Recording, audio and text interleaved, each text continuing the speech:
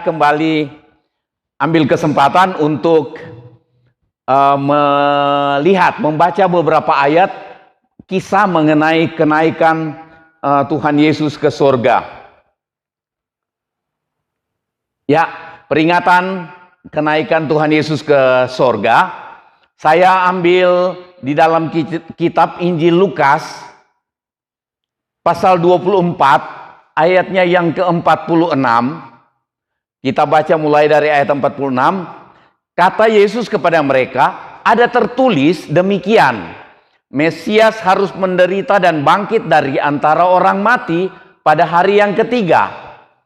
Dan lagi, dalam namanya berita tentang pertobatan dan pengampunan dosa harus disampaikan kepada segala bangsa mulai dari Yerusalem. Kamu adalah saksi dari semuanya ini. Dan aku akan mengirim kepadamu apa yang dijanjikan Bapa kepadaku, tetapi kamu harus tinggal di dalam kota ini sampai kamu diperlengkapi dengan kekuasaan dari tempat tinggi. Lalu Yesus membawa mereka keluar kota sampai ke Betania. Di situ ia mengangkat tangannya dan memberkati mereka. Dan ketika ia sedang memberkati mereka, ia berpisah dari mereka dan terangkat ke sorga. Mereka sujud menyembah kepadanya, lalu mereka pulang ke Yerusalem dengan sangat bersukacita.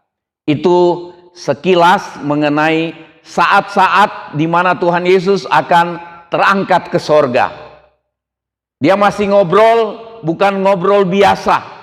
Bukan bikin terharu supaya murid-murid terharu dan mengenang perpisahan ini.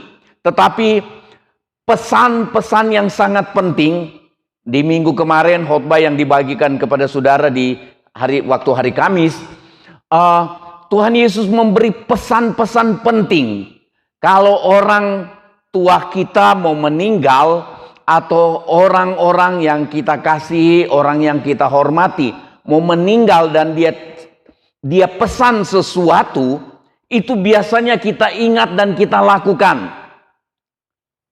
Salah pun kadang-kadang kita lakukan juga. Saya ingat ada satu orang tua meninggal, suaminya meninggal, yang istri sudah umur tua, datang ke saya, dia bilang, tadi malam saya mimpi suami saya datang ke saya, minta saya bawa handuk sama sabun ke kuburannya. Dia bawa, padahal salah itu sebenarnya. Tetapi orang, kalau ada pesan dari orang yang kita hormati, kita kasihi, atau orang tua, kita itu gampang sekali nurut biarpun salah.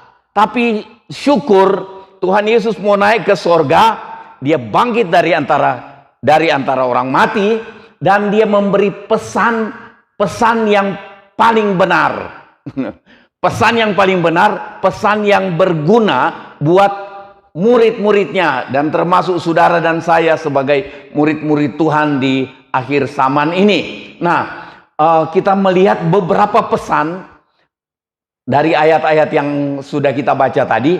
Kita melihat ayat 53, mereka senantiasa berada di dalam bait Allah dan memuliakan Allah. Saudara, Tuhan Yesus katakan begini, dia sampaikan pesan ini. Tadi ada ayat-ayat yang kita baca itu tadi, dikatakan mengenai kamu adalah saksi dari semua ini. Saudara, saksi itu artinya orang yang mendengar langsung, orang yang melihat, dan orang yang mengalami. Itu baru bisa dikatakan sebagai saksi. Itu ada orang hukum di sini. Saksi adalah orang yang mendengar langsung, melihat langsung, dan mengalami langsung. Nah, Tuhan bilang kita jadi saksi, berarti kita alami sendiri mengenai keselamatan itu. Baru kita diutus pergi beritakan Injil, jadikan sekalian bangsa muridku. Kalau kita tidak pernah alami keselamatan Injil itu, keselamatan dalam Tuhan Yesus Kristus, yaitu Injil itu, berita Injil. Kalau kita tidak pernah alami keselamatan, bagaimana mungkin kita mau cerita ke orang mengenai keselamatan, mengenai sukacitanya dosa diampuni, dan bagaimana kita dengan penuh sukacita dulu suka berjalan dalam dosa, dalam kenajisan. Sekarang dengan sukacita kita berjalan di jalan Tuhan, di jalan yang sempit. Kalau kita alami, baru kita bisa cerita ke orang lain. Itu yang Tuhan maksud sebagai saksi. Nah, pagi ini kita akan lihat mengenai beberapa pesan Tuhan Yesus. Yang pertama, penderitaan dan kebangkitan. Itu diingatkan lagi. Tadi kita baca dalam ayat yang ke-46 ini, katanya kepada mereka, ada tertulis demikian, Mesias harus menderita. Tuhan Yesus sedang menekankan kepada murid-muridnya, dan mereka sudah percaya bahwa Yesus adalah Mesias yang dinanti-nantikan oleh orang Yahudi, oleh orang Israel. Mesias, Tuhan Yesus katakan, Mesias harus menderita dan bangkit pada hari yang dari antara orang mati pada hari yang ketiga. Tuhan Yesus mengingatkan lagi tentang Mesias itu harus menderita. Karena ada murid-murid, bahkan ada banyak orang yang menyangka bahwa Mesias yang mereka tunggu-tunggu itu, dia akan jadi raja dan melepaskan orang Israel, orang Yahudi dari penjajahan Romawi. Tetapi Tuhan Yesus buka akal pikiran mereka. Cara berpikir mereka Tuhan buka. Mesias harus menderita.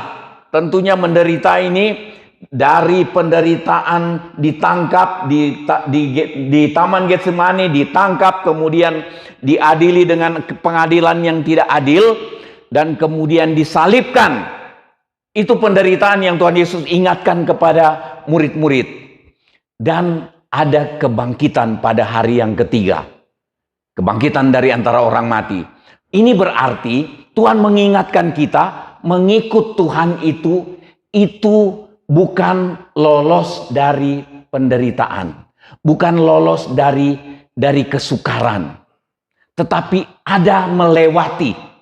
Nah, kita akan lihat sebentar beberapa ayat yang kita akan lihat mengenai pesan dari Tuhan Yesus. Saya ambil ada 3. Yang pertama ini Tuhan mengingatkan kita mengenai penderitaan dan kebangkitan Tuhan Yesus, dan kemudian Tuhan bilang, kalau orang yang mengiring Tuhan, mereka juga akan lewati hal-hal yang sama. Tetapi kita punya pengharapan, ada kebangkitan sesudah kematian. Itu pengharapan kita. Tetapi Tuhan ingatkan, ada juga penderitaan. Karena ada ayat yang katakan, di dunia ini kamu akan menderita penganiayaan, kamu akan menderita dan dunia akan tertawa katanya. Dunia akan jadi senang karena kamu menderita. Tetapi Tuhan, kita akan lihat sebentar bahwa Tuhan berjanji untuk melengkapi kita. Ayat 44, ini kita lihat nih. Ayat 44 dari Lukas 24, Tuhan Yesus berkata kepada mereka, inilah perkataanku yang telah kukatakan kepadamu ketika aku masih bersama-sama dengan kamu, yakni bahwa harus digenapi semua yang ada tertulis tentang aku dalam kitab Taurat, Musa, dan kitab nabi-nabi dan kitab Mazmur. Kitab Taurat ada di dalam kitab Kejadian. Ketika manusia jatuh dalam dosa, Allah datang kemudian menyampaikan firman di dalam kitab Kejadian pasal 3 itu, aku akan mengadakan perseteruan antara benih perempuan dan benih ular. Bicara mengenai penderitaan dan penyaliban dari Tuhan Yesus. Jadi penderitaan Tuhan Yesus sudah dinubuatkan di kitab Taurat dari sekitar 400-an tahun sebelum kejadian Tuhan Yesus disalib, Tuhan Yesus menderita dan bangkit.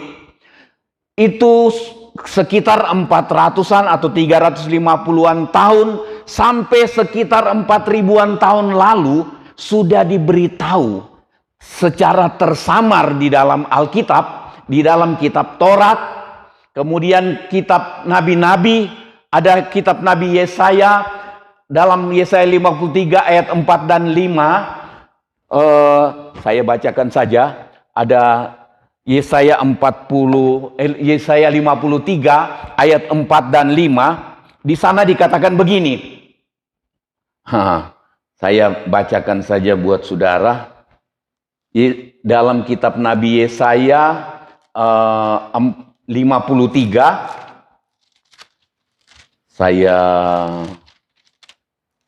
karena saya ada catat di sana sedikit, saya tidak keluarkan ayatnya. Yesaya 53 ayatnya, Jessica cari ya. Yesaya 53 ayatnya yang ke-4 dan 5 saya baca. Ayat 3 saja mulai. Ia dihina dan dihindari orang, seorang yang penuh kesengsaraan dan yang biasa menderita kesakitan. Ia sangat dihina sehingga orang menutup mukanya terhadap dia, dan bagi kita pun dia tidak masuk hitungan. Nah, terus ayat 50, ayat yang keempat, tetapi sesungguhnya penyakit kita lah yang ditanggungnya dan kesengsaraan kita yang dipikulnya. Padahal kita mengira dia kena tulah, dipukul dan ditindas Allah. Ayat 5, tetapi dia tertikam oleh karena pemberontakan kita. Dia diremukkan oleh karena kejahatan kita. Ganjaran yang mendatangkan keselamatan bagi kita ditimpahkan kepadanya, dan oleh bilur-bilurnya kita menjadi sembuh. Ini digenapi ketika Tuhan Yesus mati di salib, seperti yang kita seringkali dengar ketika perjamuan kudus di dalam suratan Petrus, 1 Petrus pasalnya yang ke-2 ayat yang ke-24 itu. Kita baca itu di sana. Nah, jadi di Mazmur juga ada bicara mengenai jubahnya atau pakaiannya yang diundi oleh laskar-laskar, dinubuatkan mengenai Tuhan Yesus di kitab Taurat. Kitab Taurat itu ada 5 itu, Kejadian, Keluaran, Imamat, Bilangan, Ulangan. Kemudian kitab nabi-nabi, Yesaya, Yeremia, sampai ke Maleaki. Ada nubuatan-nubuat mengenai Tuhan Yesus. Jadi kita lihat di sini penderitaan dan kebangkitan Tuhan. Tuhan bicarakan Mesias harus menderita. Ini untuk menggenapi. Jadi kita bersyukur kepada Tuhan bahwa Mesias, bahwa Yesus Tuhan yang kita sembah, dia dinubuatkan dari ribuan tahun lalu. Dinubuatkan. Kemudian kita lihat juga ada kitab orang lain yang menceritakan tentang Tuhan Yesus. Tapi tentunya kita tidak membandingkan ke sana. Tetapi kita lihat bahwa Tuhan Yesus dinubuatkan. Dan kehadiran Tuhan Yesus dalam dunia ini, apa yang dia alami, itu sudah ditulis lebih dulu sebelum terjadi. Sudah ditulis 4000-an tahun lalu sebelum terjadi. Sampai sekitar 350-an atau 400 tahun sebelum terjadi. Sebelum Tuhan Yesus lahir, sudah dinubuatkan di Nabi Yesaya, Nabi Mika. Banyak nabi menubuatkan.